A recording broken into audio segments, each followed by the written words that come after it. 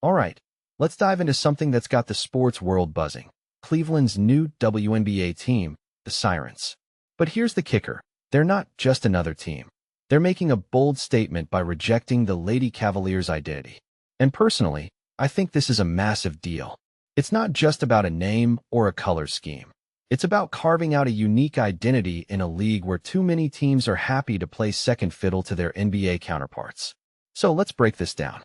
First off, the name itself is fascinating.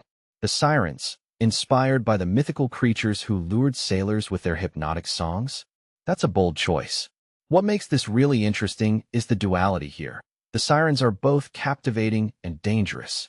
In my opinion, this name isn't just about branding. It's a metaphor for the power and allure of women's basketball. It's saying, we're not here to be overlooked. We're here to command your attention. And if you take a step back and think about it, that's exactly what the WNBA needs. Teams that refuse to be overshadowed. Now, let's talk about the colors. Instead of the Cavaliers' wine and gold, the Sirens are going with Sirens blue and Erie blue. One thing that immediately stands out is how intentional this choice is. It's a nod to Lake Erie, sure, but it's also a deliberate move to distance themselves from the Cavaliers. What many people don't realize is how rare this is in the WNBA. Teams like the Los Angeles Sparks and Phoenix Mercury basically share their NBA siblings' identities. But the Sirens? They're saying, we're our own thing. And that independence is huge. It's not just about colors. It's about building a fan base that sees this team as distinct, not derivative. Allison Howard, the president of business operations, put it perfectly. We don't want to be the Lady Cavaliers. What this really suggests is that the Sirens are thinking long-term. They're not just launching a team, they're building a brand. And from my perspective, this is where the WNBA needs to go. Too often, women's teams are marketed as lighter versions of men's teams. But the Sirens are flipping that script. They're saying, we're not a side dish, we're the main course.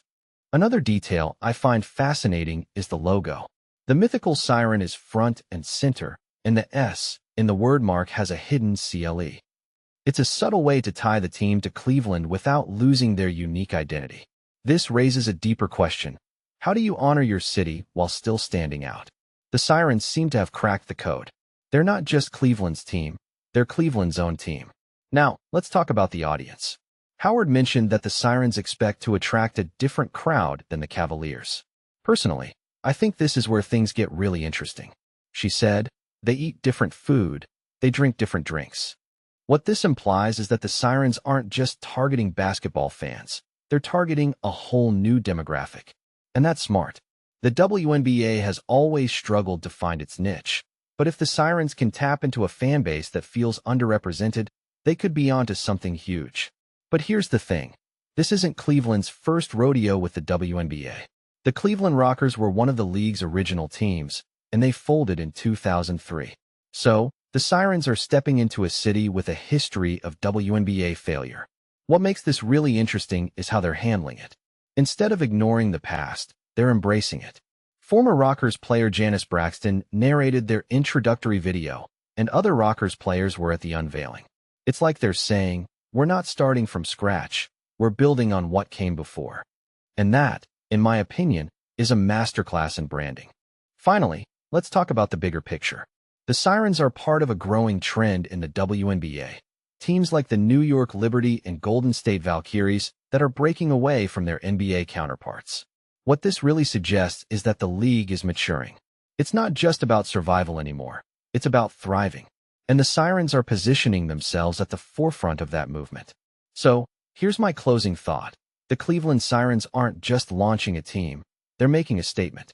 They're saying that women's basketball deserves its own identity, its own fan base, and its own spotlight.